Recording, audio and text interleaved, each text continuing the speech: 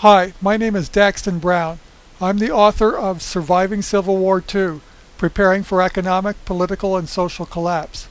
It's clear we are in the early stages of a civil war brought on by the economic collapse of the entitlement state. We all know the welfare state has 100 trillion to 200 trillion in unfunded liabilities, which makes civil war inevitable. You need to be prepared. We are already in a war economy with debt as a percentage of GDP higher than World War II. Labor force participation is at its lowest since 1984, which will lead to unrest as unemployment further increases. Real median incomes have fallen to levels of a decade ago.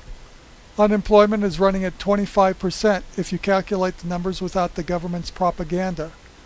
We have degenerated into the same style European welfare state which is collapsing in Portugal, Spain, Italy, and Greece. More people are taking welfare than paying taxes. Our debt is skyrocketing and the federal government only takes in 60% of what it spends. The failed Keynesian solution of our political class has been to let Ben Bernanke print money, a complete disaster. We are headed into a biflationary economy, where we have inflation of basic goods like food and oil, and deflation of your assets like homes and your wages. If it feels like we are headed into a Great Depression, well, we are. Times are tough for many of you and about to get tougher. The reason is that the welfare state essentially makes debt slaves out of all of us. The first great American Civil War was about ending slavery.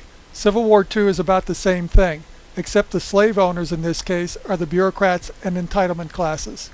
Productive citizens and future generations are slaves yoked to a grindstone of $100 trillion of unfunded social liabilities. This financial disaster is compounded by environmental earth worship, regulatory strangulation, and a collapse of constitutional safeguards. Worse still is that we are making debt slaves out of our children for generations to come, as they have to pay off these ballooning deficits. Is it as bad as child slavery in India? Well, no, but give it time. This is a global economy. We already compete against foreign labor and will give up our technological edge as we pursue a dysfunctional socialist dystopia.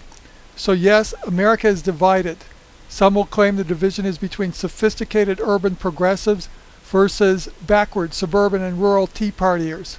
But it's really between those who believe in God, family, and country and those who believe in welfare statism.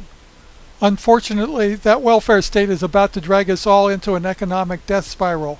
But if this is a civil war, where are the armies and deaths? Well, the progressives can't count on a conservative military and National Guard to suppress the population, so they use proxy armies for intimidation. These include the criminal elements of the illegal alien invasion who are bringing north the narco wars. It includes union thugs who are trained in intimidation at Acorn, SEIU, and as in the Wisconsin protest. It includes anarchists and flash mob participants. One side is already on the battlefield. The game is already on. You just need to wake up and look around. And forget the government being on your side. The IRS must of necessity ramp up its audits because the government is so broke. The EPA is busy shutting down coal plants, guaranteeing brownouts, and bringing our industrial base under attack. Our economic problems aren't just random acts of God. President Obama and progressives don't study ideas like Alinsky's rules for radicals to play nice. They want to tear down the system. Oh, they've changed the old Marxist rhetoric to nice-sounding philosophies like Rawlsian ethics and social justice theory, but it's the same old revolutionary game. So who is opposing this march of the lemmings to the sea? One manifestation of opposition is the Tea Party, now derisively called hobbits or terrorists or teabaggers by the left. But in reality, it is every decent American who believes in God, family, country, and hard work, not in welfare handouts. One of two things will happen. Either the productive class resigns itself and its children to being tethered to a permanent millstone of taxation in support of the welfare state, or there is a civil war and revolt of the productive class who are no longer willing to support the non-productive classes. So this isn't a call to insurrection, just the opposite. You need to pay your taxes, vote, and protest in a civil manner to uphold the ideals our nation was founded on.